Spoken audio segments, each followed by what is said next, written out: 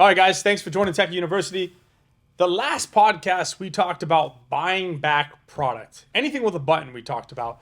So now let's talk about when you buy that product back and you want to put it inside your retail location, and what are the steps to put that on the floor? Kyle, maybe you could talk about that. Absolutely. The first thing that we want to do is we want to qualify the device, right? We want to QC the device and make sure that there are no issues or underlying opportunities that we need to fix before we put it on the shelf, right? The idea is that thing needs to be operating at almost new or peak performance before we put it on the retail floor. And here at Techie, what we do is we take it through an 18-point checklist multiple times to make sure that it passes multiple times before that device goes on our sales room floor. We'd be happy to share that 18-point checklist with you. It is a very manual process at this point, but we do take it through the test at least 2 to 3 times before we are confident to put it on the sales room floor. I love that. And so once you do the checklist, now we're talking about putting it onto the sales room floor. And so some of the things you want to keep your eye on is make sure it's clean.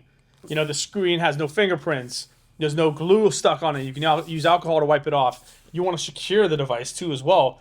So some of the things that we have, like in front of Kyle, is something to secure it. So can you talk a little bit more about that? Yeah, so basically what we use is a simple locking cable mechanisms that has a 3-prong clamp with a security code. You can get these on Techie Extra if you want. And what we use is a 3M adhesive that we stick a little bracket here on the back of the screen. It simply plugs in, you twist the locks, and now you're safe and secure, so nobody can really kind of run off with that device at any point or any given time. Awesome. And back to making sure that the device is clean, want to be sure that 90% alcohol really goes a long way. If you really are having some difficulties, just get you some 90% rubbing alcohol with a cotton swab, terry cloth, and make sure you wipe that down device and get it nice and clean. These customers expect retail ready, almost new, brand new looking devices. They can't be dusty, they can't have fingerprints, can't have smudges. Keep your devices clean. Yeah, I love that. And you also want to make sure you display them right on the floor. So you don't want your phones and your computers all mixed together. You want your computers lined up in one section, phones lined up, Apple Watches, headphones in one section, so it's not a huge mess, right? And then you want to make sure you have a decal in front of it explaining exactly what the device is, how many gigabytes, et cetera, and then what are you also selling it for on the floor to make sure it's nice and organized. So it's going to be something like that. You'll have it open, you'll have that attached, so when the customer comes in, it's super organized and ready to go. You can even put a number on the back of it, like the SKU number, so then you know when you go to ring it up, it's quick and easy to take off the floor. So that's something else that you definitely want to. We highly recommend that it's organized. A lot of stores we go into, we don't see this, or we see like taped on here, like this is the price. I mean, look, guys, this is a $2,000 MacBook. If you want to get $2,000 for it, it's got to look like it's $2,000. So it's important the way you display it. Yeah, we're a retail shop, right? We and customers expect to understand what the price of these devices are. But I think it even goes a little further than that. We sell everything certified pre-owned or gently used, right? I love that you talk about the certified. certified. And customers don't understand what the price of this computer could be. Obviously, a newer MacBook can be anywhere between $2,000 to $3,000. So people may get a little concerned or confused of, hey, what is this device actually selling for? If there's no pricing decal, it actually might prevent them from having a conversation of, hey, what is the cost of this? People don't want to extend themselves and have a conversation or something they know they can't afford or not afford. It's an awkward kind of situation. So that decal really goes a long way, not only giving the information of the device that they're looking at, but hey, is this in my price budget? Can I actually afford this device? I know many of our locations also put the original MSRP so they can see the savings of why you buy used, right? That's a huge part of our value add, right? These are great quality devices for really affordable prices. And if you don't display that in a retail friendly manner, you're going to miss out on some opportunities and some sales. Yeah, and it works both ways. It works on the high price side or the low price side. A lot of times people come up and they go, oh my God, that MacBook's only $295. I thought MacBooks were $2,000. So they don't understand that they can get it at a cheaper price. And make sure when you're wording it, you word it correctly, right? You don't want to use the word used like we talked, like you want to use certified pre-owned, renewed, these kind of words. So, because words are powerful, so keep them positive. And so that's what you want to focus on, even when you're displaying it too as well. So that's a little bit about getting it out on the out on the floor. Now let's talk a little bit about how we can sell this product. Yeah, absolutely. And back to when it's on the sales room floor, make sure it's powered on. Oh, yeah. Give the customers Have the a charger. ability to come up and play with the device, hands on. They want to see, know, like, feel, trust, right? Again, this is a used computer, but they can come up and feel it, see it, use it, test it, and understand, hey, this thing is working flawlessly. There's no issues with this computer. I have my hands on it. I'm hands on. It's inviting. It's welcoming. It'll keep your showroom active. Guys, power these things on. Let your customers come up. Have them connected to the internet, whatever the case may be, YouTube, whatever it is. But keep it open, keep it alive, and make sure that it's charged at all times. Yeah, and we also have, when you go to sell it, we actually have on Techie Extra boxes, universal boxes that you can put this in. And so when you give it to, if they want to sell it as a gift, or give it away as a gift, they could put this inside there too as well. So that's something else to think about when you go to sell it. Maybe have a universal box to give it to the person that's purchasing, because it could be a gift. So it's something else to think about. Now, when we go to sell this product, some of the things that can drive traffic into your door. You got Facebook Marketplace. You got OfferUp. Any social media platform really talking about the product too as well. Maybe even doing a live on your Instagram or your Facebook. There's also other things called Swappa that you can sell on. Amazon, eBay.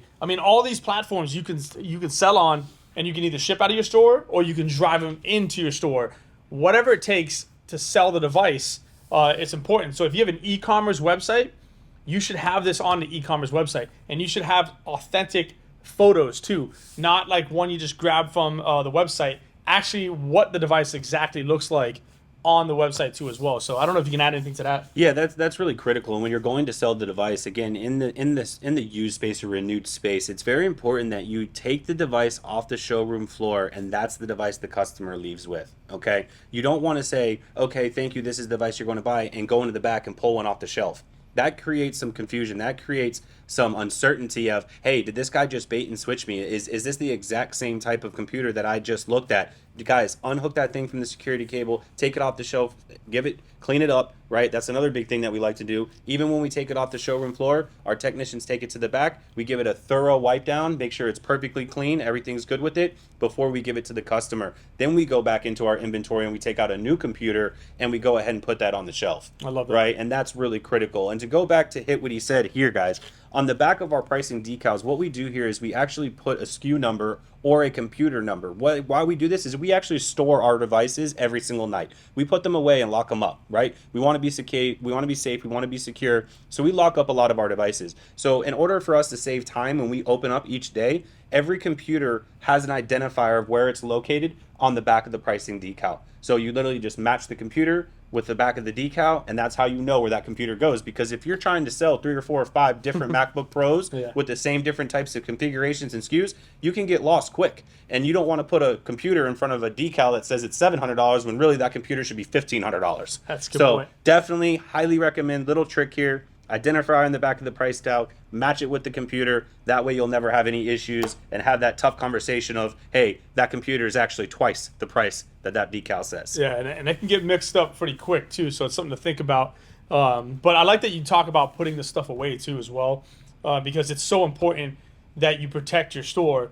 And we got over 200 stores. We've had stores broken into because you don't pack the stuff away. So I would definitely make sure you have like a safe or something at your store to put the stuff away so it's hidden, so that nobody walks by and goes, oh wow, let me get in there and get and take whatever is sitting there on display. So it's just something to think about. But as you continue to try to sell the product, you got to make sure those 3 things are so important, that you purchase it, you make sure it's clean, and then you market it, and you know what you have on your shelf.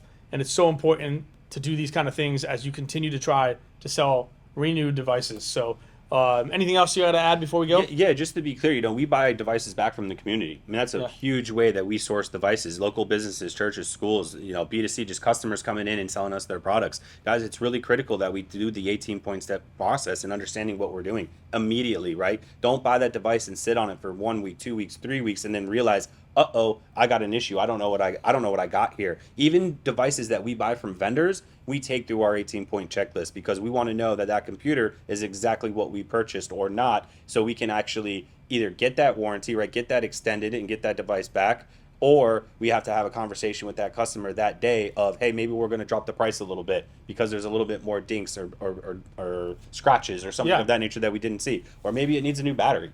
right? Maybe it needs a new operating system. These are all things that we can leverage and negotiate to make sure we build in margin for when we go to resell that device. Yeah. And we talk a lot about where you make your money on selling the devices when you buy it back. So think about that when you're buying those products back. So remember, it's not just computers, it's phones. Make sure you have your decals. It's headphones, it's wearables. Then make sure you have your decals attached to them so you know when you got to be quick on the floor. So now you know where these things are supposed to be displayed. So that's a little bit about what we do here at Techie. And if you have anything you want to add, please add it to the comments below. We'd love to hear from you. And that is Techie University, guys. Thank you so much. Thanks, guys.